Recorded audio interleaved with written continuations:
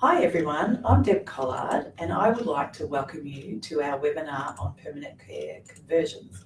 Joining me today is Vanessa, who is currently undergoing a conversion to permanent care with a little boy who has been in her care for the past 2 years. She's also been a carer for that time, for those 2 years as well. So in the background we have the lovely Bronwyn helping us. Say hello, Bron. Hello.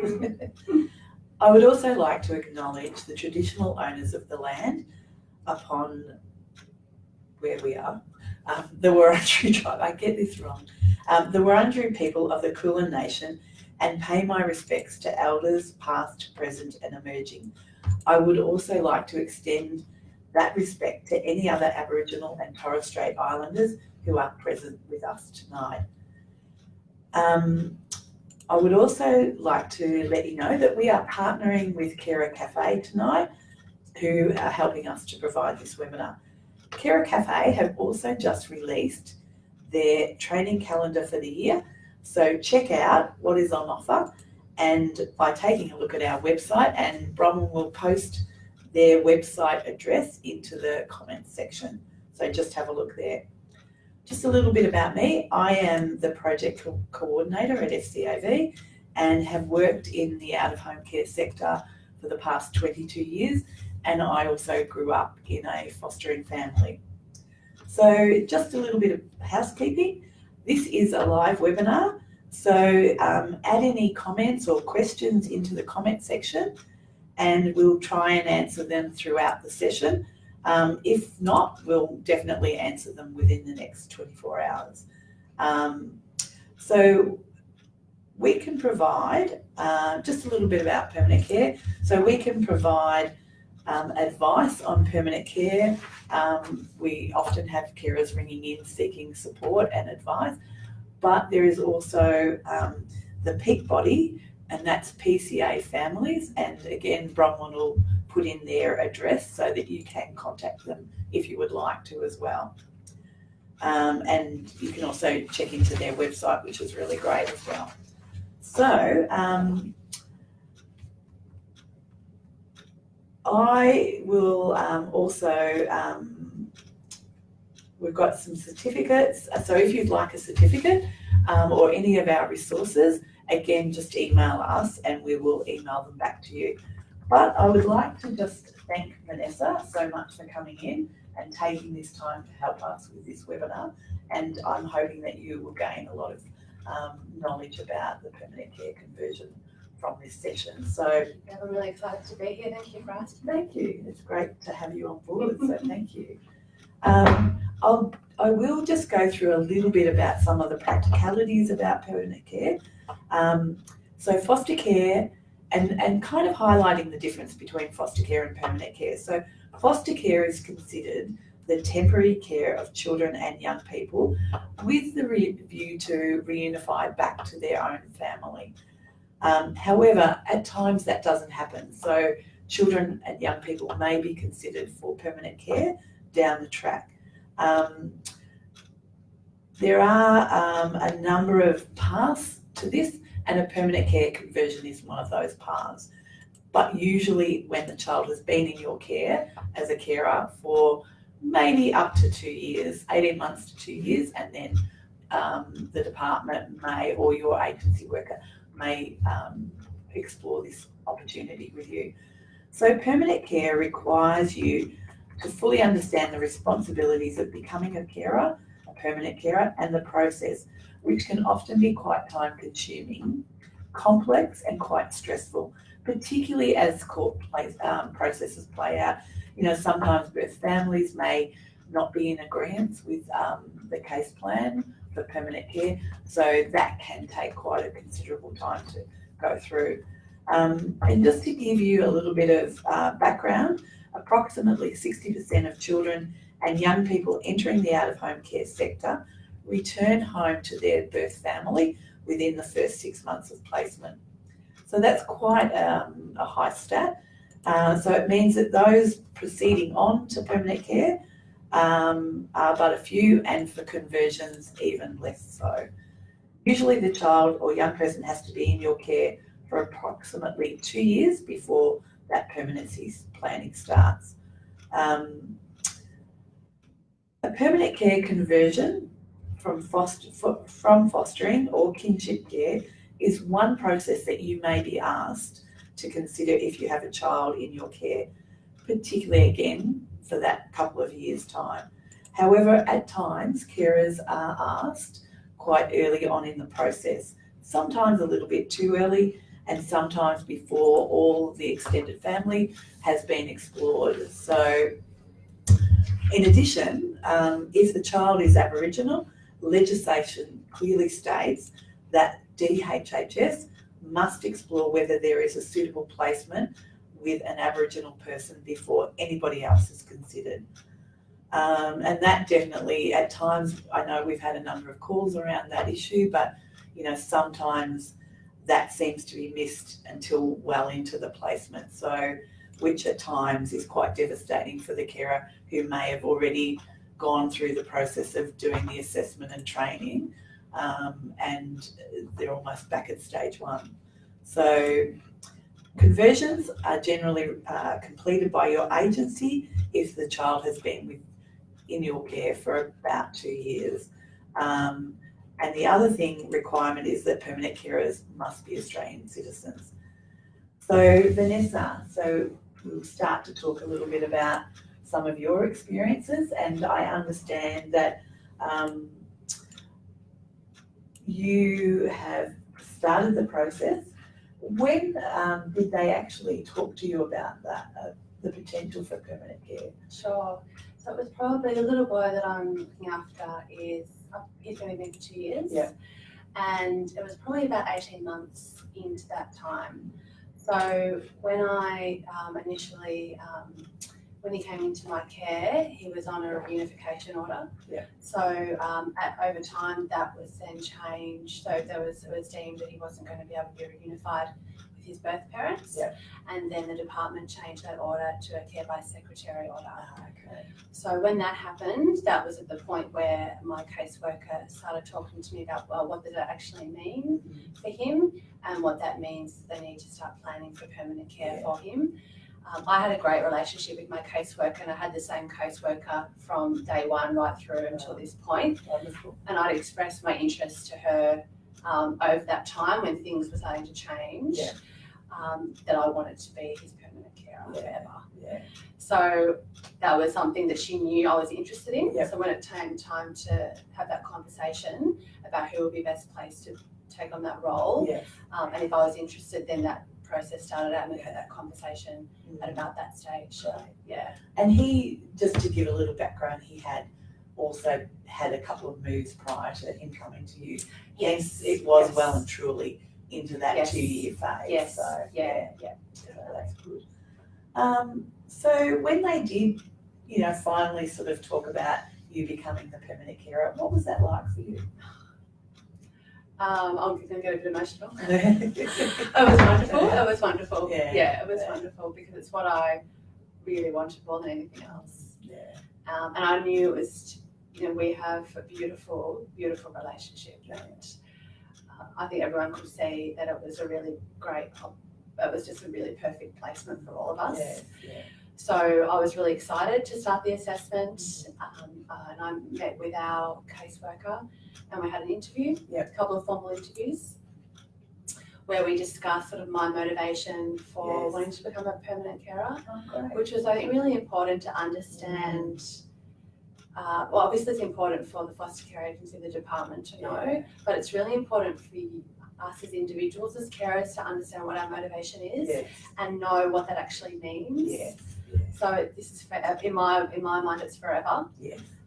So I really wanted to clearly demonstrate that was what that was clear, and I was very clear on wanting it to be forever. So we talked a little bit about motivation. Obviously, in my situation, my little boy had been well integrated into my family and with my with my mum and dad from a very early age. So that was just a natural progression. We also talked about contact with his birth family, if that was something that would happen. So that's part of their assessment, is to make sure that, number one, contact birth family to see if there's anyone that wants to be part of his life and how that might look. Oh, that's great. Yeah, which was good. Because he doesn't have a lot of access, say, with mum and dad, does he? No, there's no access. So, whereas for many others, it would be very different, that when you go to permanent care, there might be quarterly access with birth parents. For some, if they've been maintaining that connection, it may be more often, but it's something that is negotiated at the time. Yes. So, So it was really great that was made clear to me that there Yeah. could be some contact for him with extended family members in the future, that's great. which is really great for him. And good for his identity. Oh, really important. Yeah. Really Yeah. important. So I'm really excited about that being Yeah. for myself. All right. Yeah.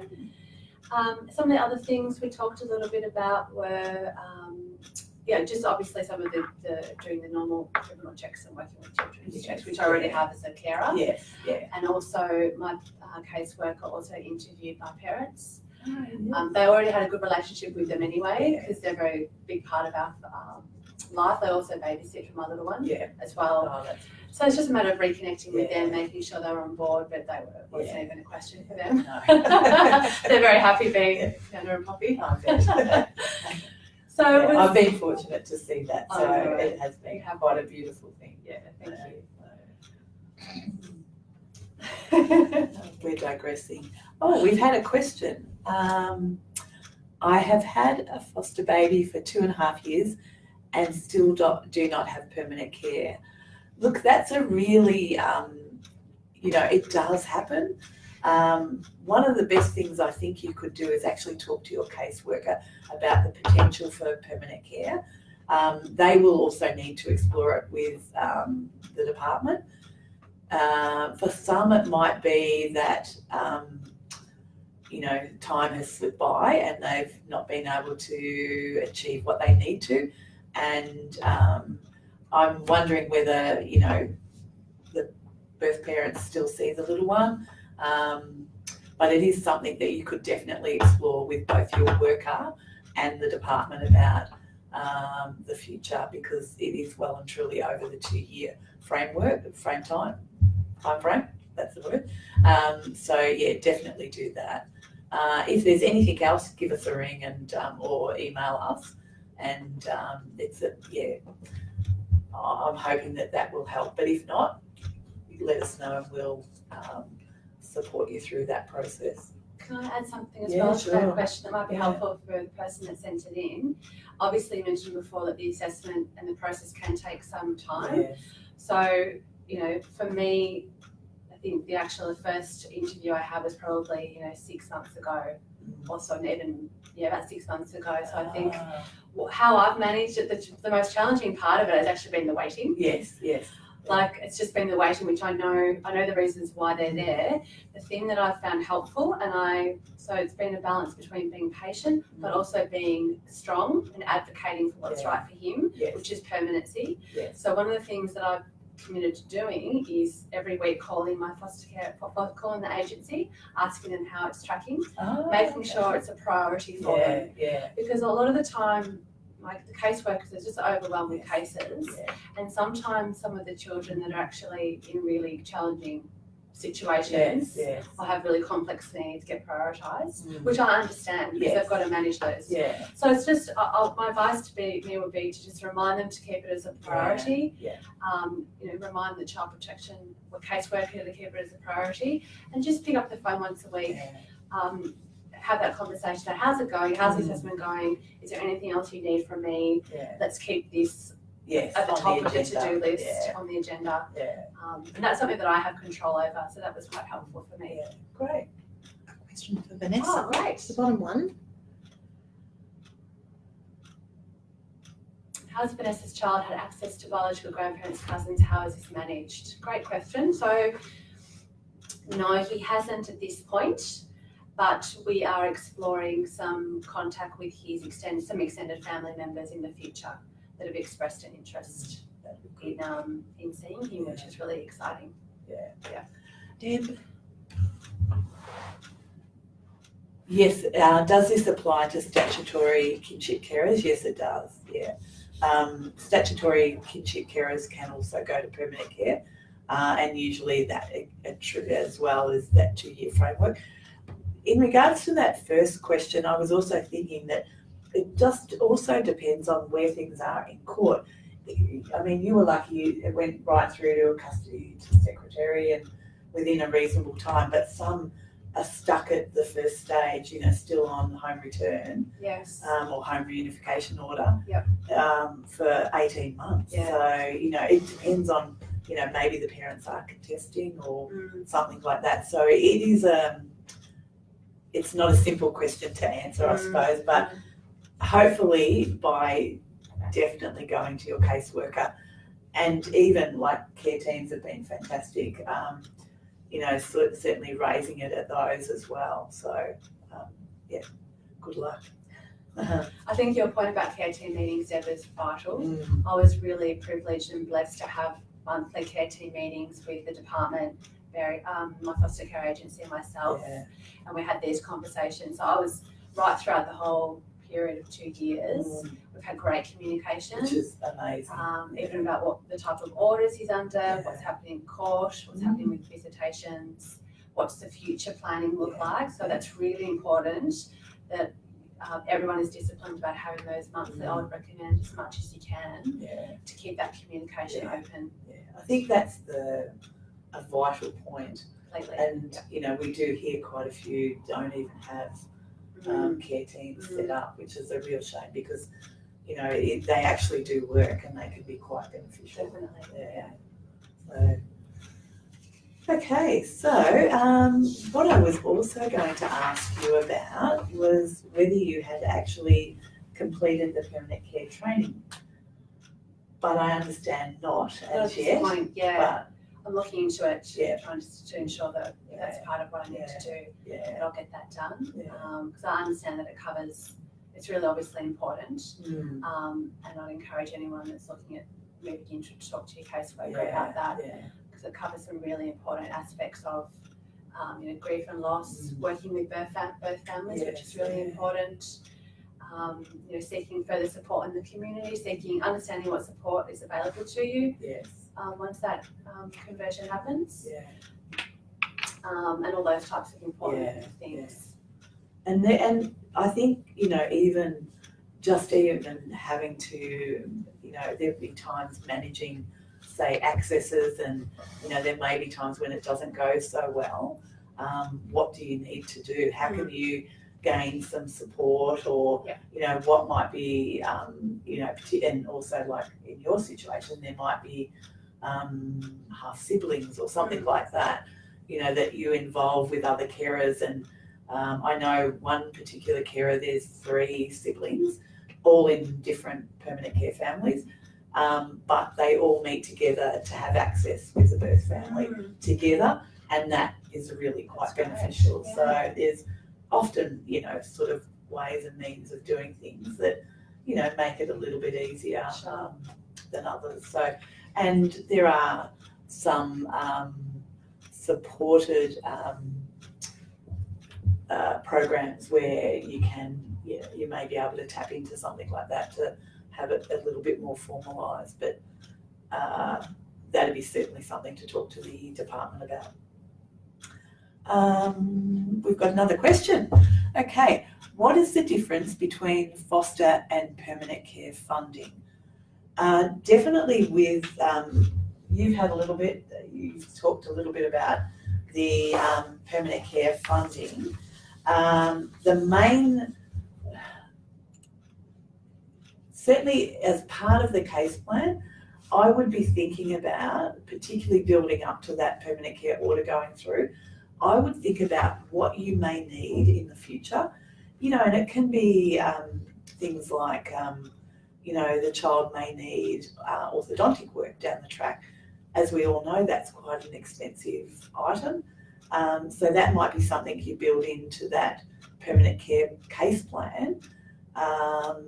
It might be that, what are some of the other, you know, the child might have some medical needs that need that ongoing support, even respite. If you're having regular respite now as a foster carer, that needs to be put into that final case plan for it to continue and to be funded down the track. So, but there is the flexible, I'm just trying to think of the word, for the life of me it's gone out of my mind, the flexible funding. thing Yes. for permanent care. Yes.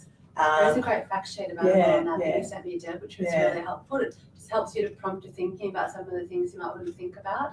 Even with a young child, probably maybe assistance with childcare, all that kind of thing. Because once you are responsible for that as a permanent carer. But I think the other thing to know is that the fortnightly allowance you receive continues until they're 18, which is quite helpful as well for those who need it. And you know, at the moment, you know, the little one is not at school, but you know, it won't be long before that happens, and you might need before and after school fees paid. So, you know, it's really important to sort of explore that, and definitely that the funding guideline is one of the resources that I can send out to everyone. So let me know if you'd like a copy of that. Another question? Another question? Oh, two more. We've got a few. If permanent care is granted, can biological parents come back years later and apply for custody? Look, there have been the odd one or two cases where family have at a later stage come back and fought for the child. My understanding, I don't believe any have been successful at this stage. And I think a lot of that depends on how long the child has been in permanent care. It might mean there may need to be something changed around access conditions, but I haven't come across a case where the children have actually been returned home to the birth family or, you know, like in that case, the grandparents. So not to my knowledge anyway. Anything's possible, but I think, you know, they would definitely be looking at how long that child's been with you overall, how settled they are, all those sorts of things would need to be looked at before any decisions were made. And you as the permanent carer can become party to proceedings as well, so that's a really important factor. What happens when the permanent care order ceases at the age of 18? Okay, so when they turn 18, all the funding ceases. They can still remain with you. Sometimes some children have gone to permanent care who have other, like a disability, so they would definitely you need to be considering, you know, what supports you might need in place before they turn 18. But generally, once the permanent care order has been completed, it's only under sort of extreme circumstances that carers can go back to, say, the department to seek support, but they do that. That option is definitely there. Have they said anything to you about later down the track at all? No. I know there is an option, particularly prior to what they call the legalisation stage of permanent care.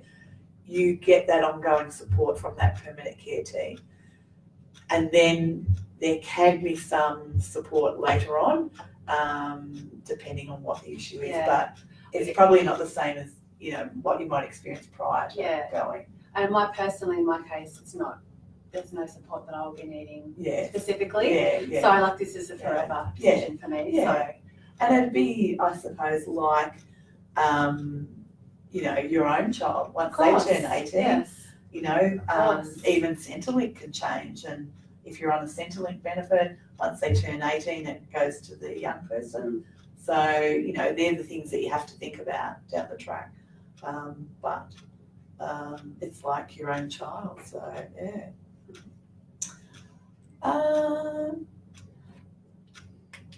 What do you think some of the benefits are to moving to permanent care and the challenges, I suppose, counteracting that?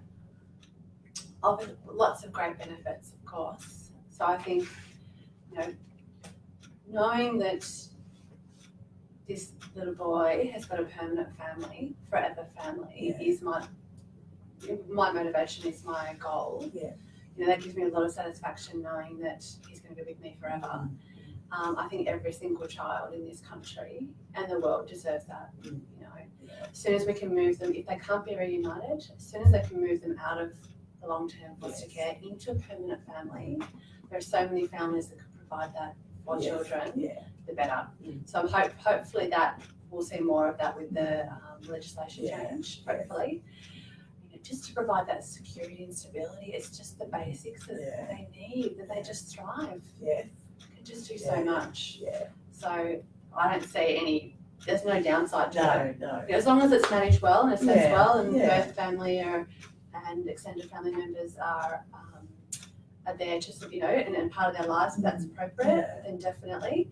But for the child, it's just such an important thing for them, for all of us to know and have a forever family, isn't it? It is definitely. Yeah. How will you integrate like the birth family into your own family? Like, how do you anticipate, you know, and I'm even thinking, you know, even if mum and dad don't really come, you might still be able to, you know, through the grandparents, find out a little bit about how they're going. Yeah, or, definitely. you know, It's a great question. life I'm story still working that out. Yeah. I haven't got that And it's answer something yet. to think about. Yeah. Look, I'm going into this with a really open mind, and for me, the more adults in his life that love him and that add value to his life, the better. So that's not a threat to me. It's not something I'm concerned about. The more people that want to love him, the better. So I want to I want to build a life story for him. I've got that wonderful book that you provided me. What's the name of the author? Your lovely book you provided me about the life story. Is it Richard? Richard Rose. Richard Rose. Yes, if you can get a copy of that. And I may still have 1 or 2 copies left. But if not, I think I've got one that I could,